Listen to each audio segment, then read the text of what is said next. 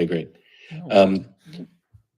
Not perfect about the light, but I prefer talking from the kitchen. It's more like warm. No, I think it's nice. Yeah. Okay. I will hit record then. Recording in progress. Okay, here we go. Fingers crossed. What I'll do is I'll just pause and take a sip of coffee, and then I'll introduce you, and you can correct all my mistakes, and then I'll just start. We'll just have a nice conversation, hopefully. Can't wait. It'll be a lot of fun. Mm-hmm. Cheers.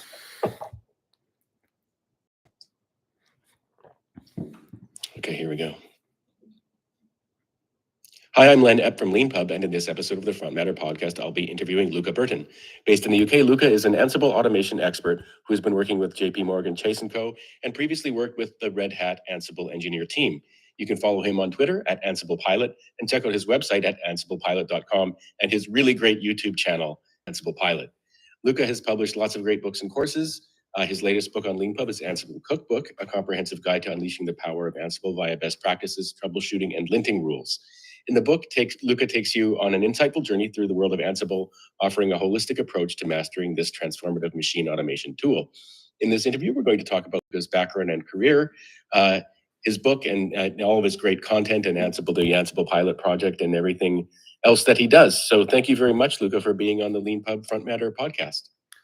Thank you, Len. It's a great pleasure actually meeting you, and I really like your platform, and I think that is a great way that IT professional can upskill nowadays. I heard recently this term that we live in, we are transitioning to a skill-based economy, and I really like this concept because I think we're more professional nowadays. We are not like stuck like in a fixed career path, but there are some skills that we can acquire, and maybe we can improve ourselves. And this is also one of my motto day to day. Oh yeah, definitely. Yeah, thank you very much for the kind words about that. And you're sort of like, in many ways the sort of canonical kind of perfect Leanpub author. Someone making great content that can be updated, that people are using to sort of improve their careers and their lives and things like that. And it's and also fun, which is a point you make in your videos all the time. Like, let's have fun, which is really great. The first question I always like to ask on the podcast is about people's origin story. So I was wondering if you could talk about a little bit about where you grew up and how you found your way into a career in technology and computer science and things like that. Sure. I grew up, I'm Italian, grew up in Italy in a lovely town called Padova that is 50 kilometers next to Venice. And it used to be like the University of Venice. So this year, actually, they celebrate 800 years of history about the university. I grew up in speaking Italian language, but I always was fascinated about technology. I remember when my dad was buying me the first computer in a high school. It was like a Pentium 2 with 32 megabytes of RAM, and there was a lot of fun. I mean, like every small kids, I was a little bit of hacky. So I was like installing, reinstalling, having a lot of fun, and I was trying to learn from my mistakes. I think this is the thing that also propelled all my career. I had the opportunity to meet other people that were as crazy as me in the local Linux user group. Is one of the oldest of Italy because it was founded in early 90s, and because the university was very upfront and there was a lot of people involved in the IT industry. So I was also becoming one of the founder of the Linux user group when it became like an official association in the early 2000. And we had also the opportunity to invite Richard Stallman in my hometown just for create an event and hearing from his own word what is open source and how he started the GNU movement that originated everything, all the revolution that we saw nowadays. It was a completely different period of time. I remember that installing Linux was like a pile of DVD. And actually, as a small Linux user group, we used to have store a lot of DVDs with all the version of Linux because internet was not a broadband like nowadays. So it was difficult, and also we were helping each other when we struggle, having problem. And then what happened? Oh yes, I moved. It was like the pivotal moment was when it was my divorce, and I decided like that I want to invest everything on my career. So in 2019, I was already in contact with Red Hat, and I moved to the Czech Republic. Over there, they have one of the biggest research and development center, and I fell in love with Ansible.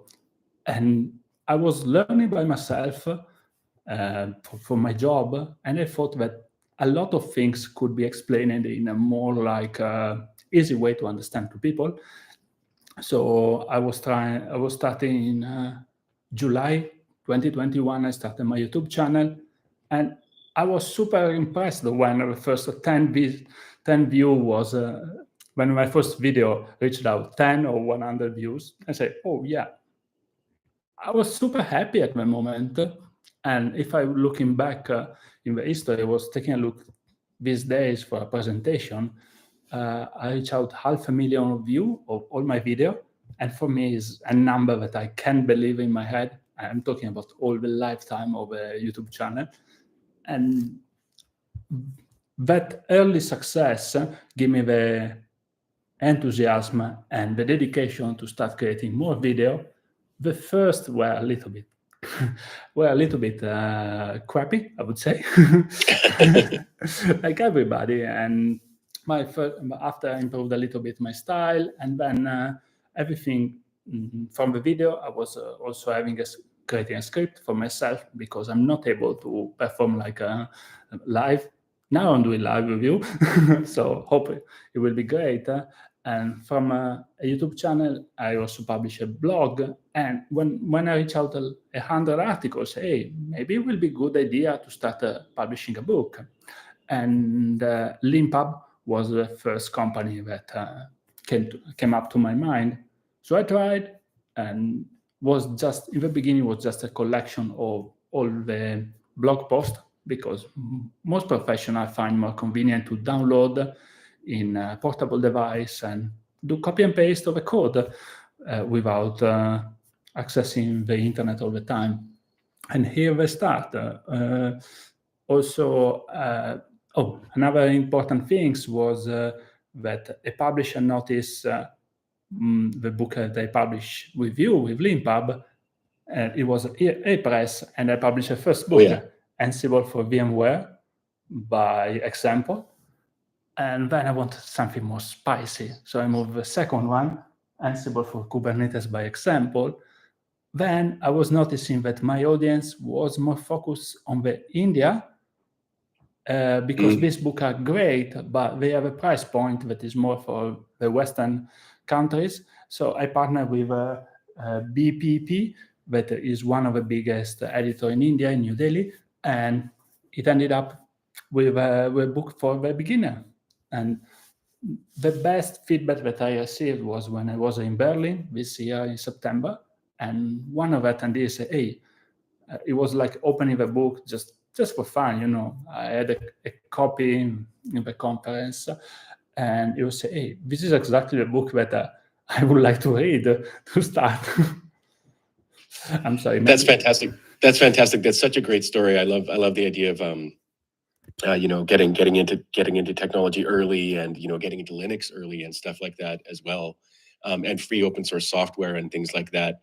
And so you moved to the Czech Republic, or Czechia as it's called now, and then you moved to the UK eventually as well. Exactly. My life was like this, because when I was thinking, what is the best company about Linux nowadays? It was Red Hat. And what is the biggest customer of Ansible nowadays? And it was in the UK. So I'm following my passion, basically. But I remember back at the time was a lot of like a trial. I remember when I was compiling the kernel and was not successful, the computer literally was not able to boot. Nowadays, it is like a memory from the past. Yeah, no, that's fascinating. And so just before we move on, and I'm looking forward to actually talking at that later on, a little bit later on, about like how you built your little empire, or I shouldn't say little, how you your influence empire, because getting on YouTube, having a blog, getting books, getting publishers approaching you, stuff like that. One thing I should mention for anyone listening is that a lot of people think that, oh, if someone's on Leanpub and then a publisher approaches them and they do something else, that we feel bad about that. We love that. Like that's the best thing. That's the best thing ever. And that's just so great to hear that it worked out that way. But before we do that, let's talk about Ansible. Yes. What is it? Oh my God. Yes. Basically, I'm a lazy boy. I would like to automate as many things that I could in my life. So I grew up as a system administrator, so learning all the incredible command to do everything by command line on Linux. But nowadays it's possible to automate a lot of these tasks using Ansible. That is an IT automation tool that also is transitioning to be an orchestrator. What I'm going to say is that for deploying an application, we need to do a series of tasks. Imagine a series of commands. Most system administrators are creating some script. And the problem of this type of approach is that when another colleague is joining the team, you probably don't remember how you create the script, and you need to maintain, each one has his own style. I know some system administrators are very keen to Perl, some are keen to Bash language. Ansible somehow we create one standard and is backed by Red Hat. So it is the automation of Red Hat and IBM. So I'm really proud to learn this technology from the Ansible engineering team and sharing with my community. It's an open source product for command line, so you can use for free and you can contribute. And I think is one of the best product nowadays. So basically nowadays Red Hat has a free major product, the Red Hat Enterprise Linux that everybody we know, that is the incredible platform, the OpenShift Kubernetes environment for container. And when the number of servers to manage grow up, because, well, in every organization is booming from virtual machine, we are moving to container, you need a system to maintain our fleet. And so every infrastructure need Ansible.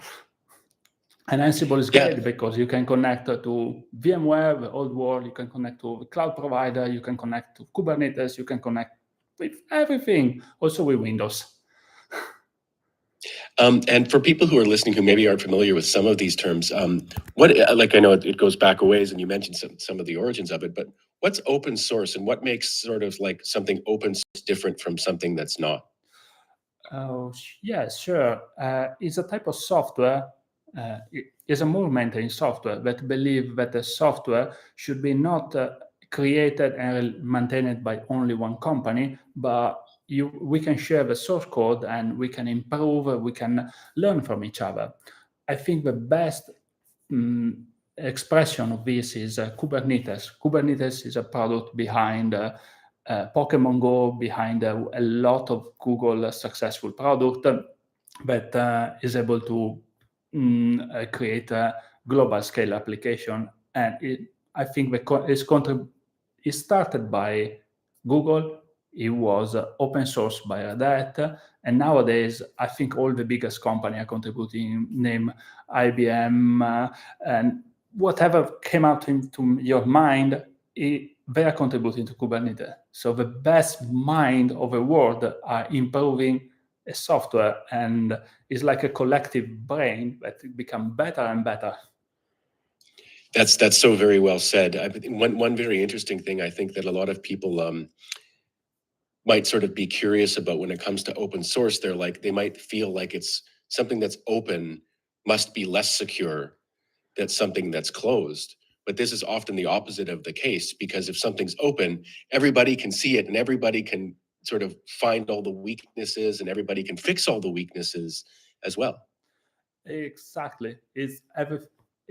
As you said, I remember that there was a lot of like security flaw in Linux. Probably one of the most famous was Heartbleed, was an SSL security that somebody was able to spot as soon as possible, and collectively they found a solution. I mean, I really believe that as a team we can grow up farther than as an individual. Oh yeah, definitely, yeah. And it's again, I just sort of say for the sort of non-technical people who might be listening, they might, again, you always think like, we tend to think that if things are in the box and sort of secret, that they must be more secure. But when it comes to certain kinds of technologies, that's actually not true. And sort of, when we think of free open source software, we might be now thinking about the sort of most secure and most robust things in the world, like Linux, for example. I think that most of the people don't realize that Linux is inside the Android phone, is inside the television that we are using, inside the car, the entertainment of the car that we are using every day. So we have in our pocket more Linux that we think about. Yeah, and so again, I always like to try to keep in mind people who might not know the term, but like Linux is an operating system. If you've got a Mac, you've got a Mac, and you've got a sort of an Apple operating system. If you've got a Windows machine, you've got a Windows operating system, and there's the Linux operating system and stuff like that. And it's kind of what makes your computer go and how it all works. And it's just there's these different options. And as you say, it's we even if we know it, we kind of sometimes forget that like all of our devices are computers now. You're from your television to what have you, and obviously your phone and things like that. And so it's very interesting. So let's talk a little bit about your latest book on Leanpub, the Ansible cookbook. I was wondering if you could talk a little bit about who it's for. Is it for absolute beginners? Is it for experts? Is it for people who are sort of partly along the way? Well, I always try to mix and match the need of beginner and also seasoned expert, because the idea is just create a problem and solution book, like a sort of like a recipe book where you can find the code for solving the problem that people experience every day. Yes, I'm so proud to start this Ansible cookbook because it's a format that is in the industry. I mean, in the book industry for a while, and I think that all the big technology has a cookbook, and I found fascinating that Ansible didn't. I mean, I really like learning something by example, not only learning all the manual. It's kind of like boring. We learn the theory, yes, but practically, how am I going to create a user? How am I going to change a password? How am I going to create a directory? Well, these are the type of problem that usually Ansible is able to solve, and is able to solve in a scale. So if you have 1, 10, 100, 1 million server, you can do in the same exact way. And this is the best part of this tool. It's like solving the problem one time, and the sky's the limit. Now you can imagine for big organization that is a big saving, especially in a high regulated market, or some, I'm thinking about financial service, about flight, about, the biggest institution worldwide. It's really interesting. Yeah, I know. I like how the books are sort of follow the same model that your videos do, which is like here's a problem, a real thing. You're gonna, at the end of this, you're gonna actually know a solution, and I'm gonna have stepped you through it, which is just a really great approach. And as you say, I like the sort of the sort of something cookbook is a great kind of analogy for like recipes and things like that. Learning how to make something step by step. And one thing I wanted to ask you about, so you've got I believe it's a blog called AI Liberator. Yes, this is a new idea that I'm working on the side. The artificial intelligence is a trend in the industry. Yeah. It's not something new, because I was approaching the all the machine learning, the basic, a few years ago, I remember that I was studying some courses on Coursera, and there was a very interesting material at the time. But nowadays we saw an explosion because I think that OpenAI and ChatGPT really open the artificial intelligence to the broad audience. And well, I simply think that we can't put the genie in a box. And is going to have a big impact in the industry. My feeling is that we are still in the early stage of the technology, because in the last, just think about the last year, because it's very interesting.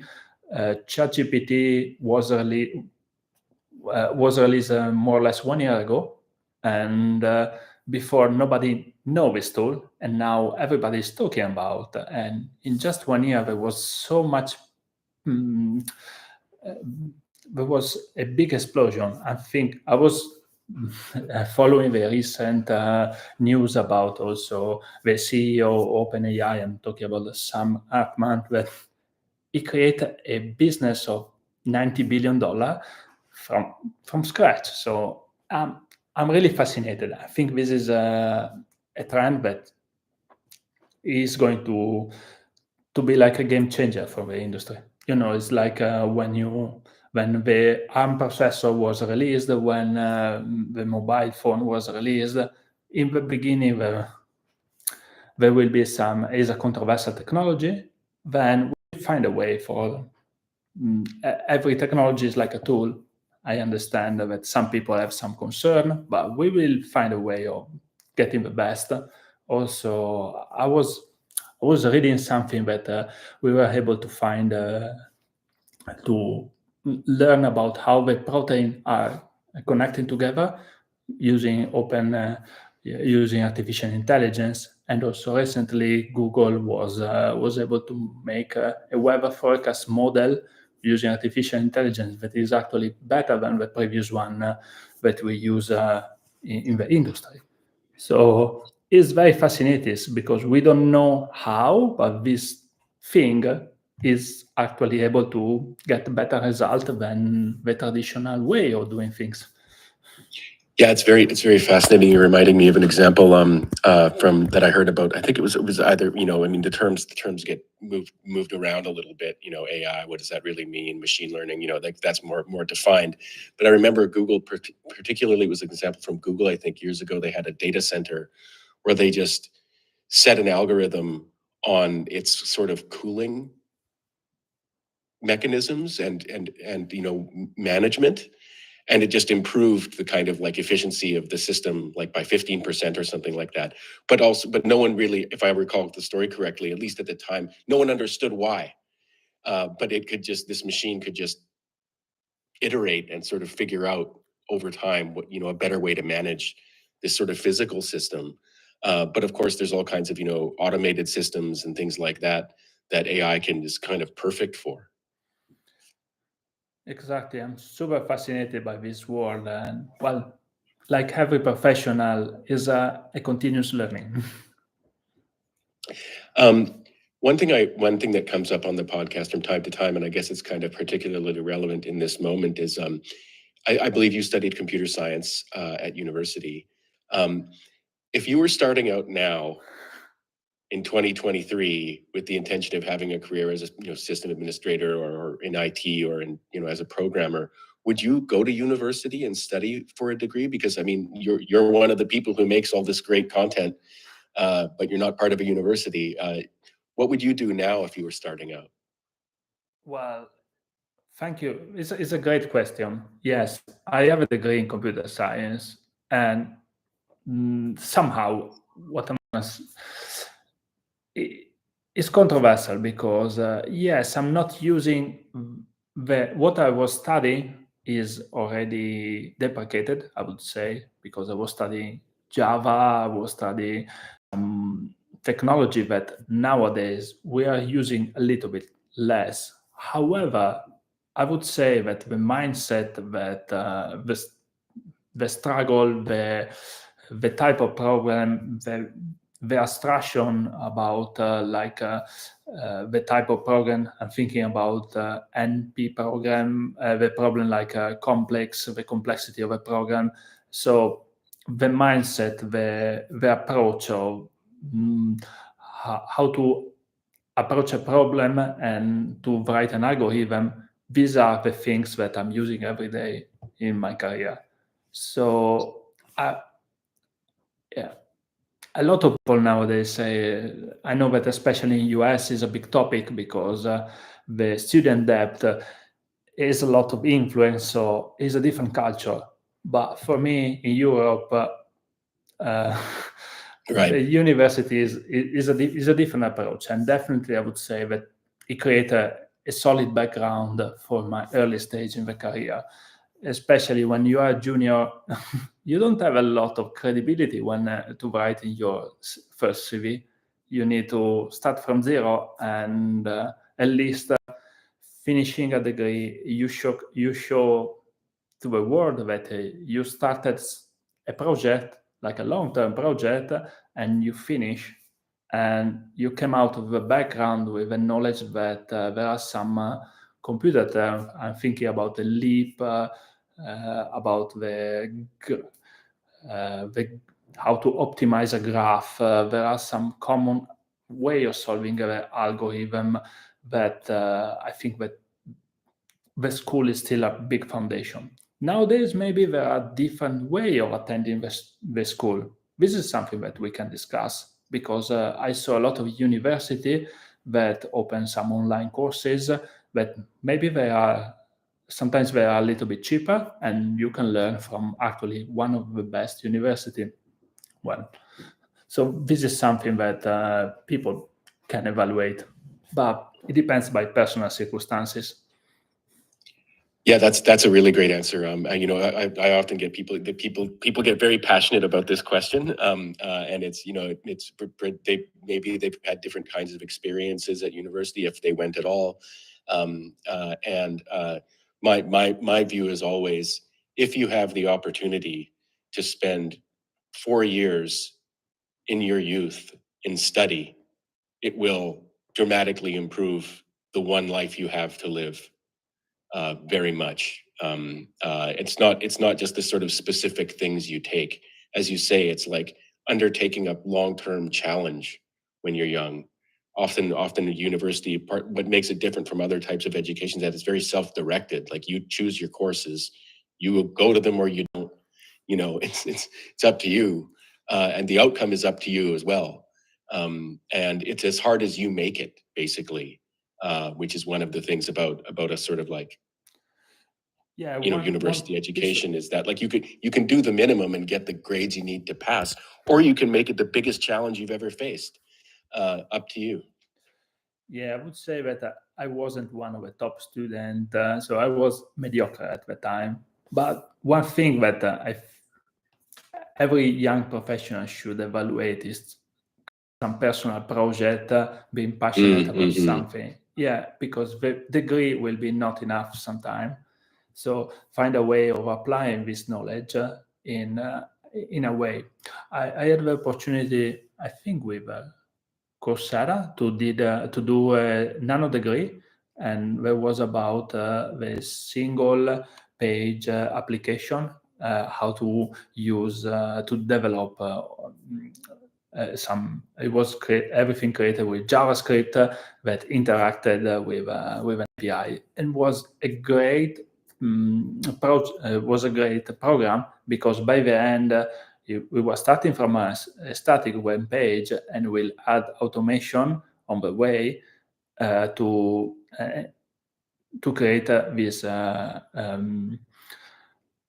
this wonderful single page application. And everything was published in a GitHub repository. So when I applied for a job, I was able to showcase actually my project, and that was a fantastic way of sharing. But I know that there are a lot of different programs, especially in the UK. There is an apprentice program is very big in my company, and it's always fascinating talking with young people, especially the Gen Z, that they have a different approach. I'm always surprised that they are able to use this new IDE faster than me, because they learn in the university and they know everything, but sometimes they're a little bit scary when they approach like the terminal. The black command line where you can type the command and actually interact with the computer. Speaking of sort of young people who are starting out and trying new projects and things like that, I just wanted to, in the last part of the interview, I wanted to talk to you a little bit about, the sort of content creation that you've done and how you approach it. So you've got blog, you've got videos, you've got books, you've got courses that you've created. Do you have like a schedule for yourself? Like, for example, are you like every Saturday from like 2 to 4 p.m. I work on something? And do you have like a calendar where you're like, I'm going to be working on a book on this weekend or in a course on that weekend? Or is it more random? Well, I would like to say yes. However, it's not like that. I saw a lot of people have this. They are very organized, I would say.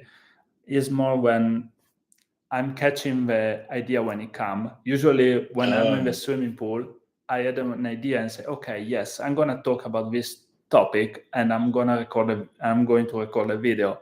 What I'm doing is try to schedule at least one video in the YouTube channel per week, because everybody is busy. So the idea could be like an error that I saw doing my job that I reproduce in a different way, but still keeping the same behavior.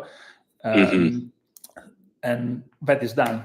When I recorded the video, my objective is one per week. Sometimes there are more things that I need to share with my audience, so I'm doing a little bit more. There was a period of time that I was trying to do one every day, but I ended up with a burnout, to be honest.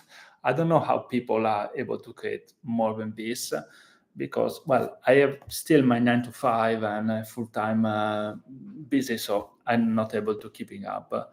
On the book side, I think that it's more easy for me to write a blog, because I can type whenever I want, and because recording a video is actually a lot of stress. Usually I'm recording like free time, and then I need to do the post-production. So to record just 10 minutes of output, behind there is like 1 hour of work, more or less, because I need to prepare the script, prepare the code, see solve the error of the code, and then record the video. The first time I forget to turn on the mic, then record at least a second, or I'm not satisfied by the result, and then I'm gonna publish this kind of stuff. And I would say on the blog is more fast. Usually I can do on the move, or it's fun because sometimes I get the idea when I'm in the bus or when I'm outside of my computer. Also, I'm writing the book when I'm commuting for trips or something.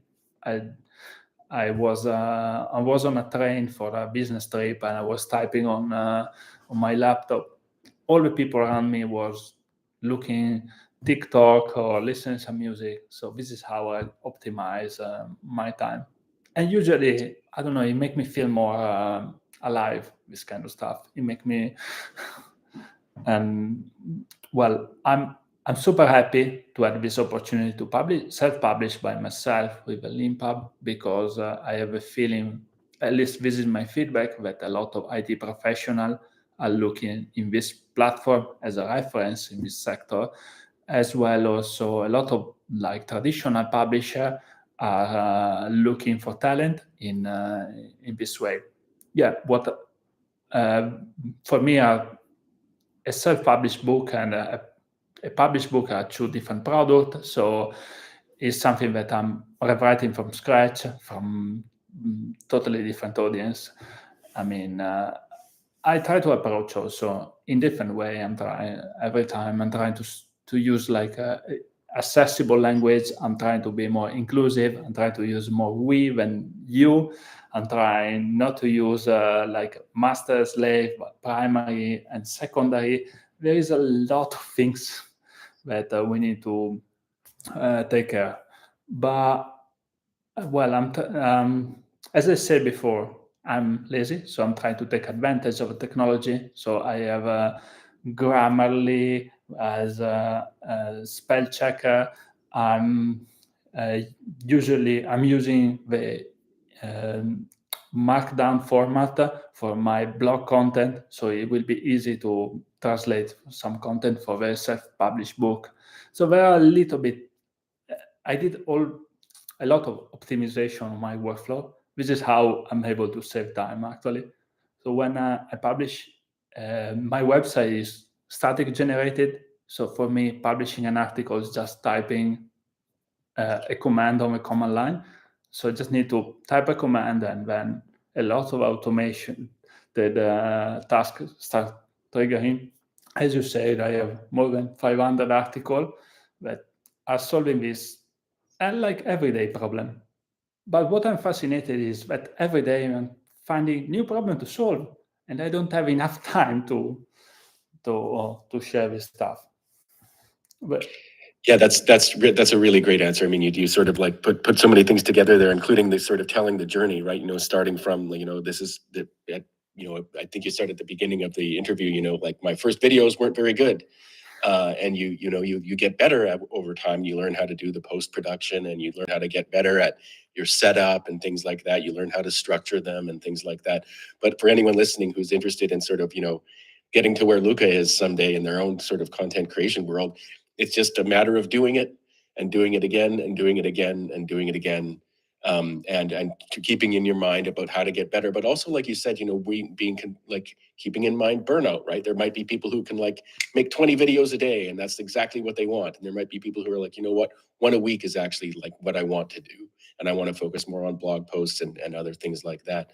The last question I always like to ask on the interview, if the guest has been Leanpub author, is if there was one magical feature we could build for you, or if there is one thing that's always had you shaking your fist going, damn you, Leanpub, and shouting at the screen, that we could fix for you, is there anything that you can think of that you would ask us to do?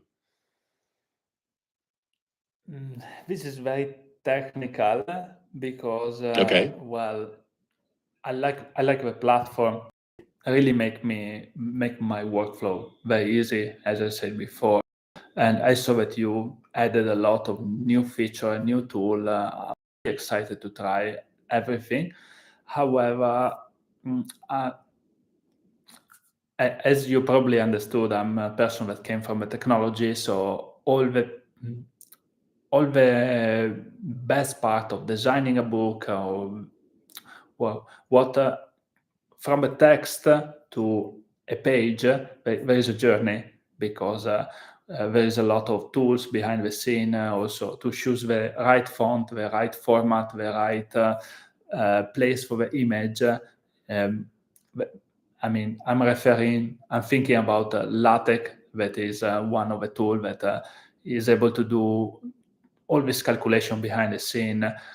I would like to find one of my wishes, being able to have more flexibility on the shoes of this mix. I would like to find in Leanpub a different option to see the output of my creation. It would be like having 3 different preview of my book, and then I could choose which one is better.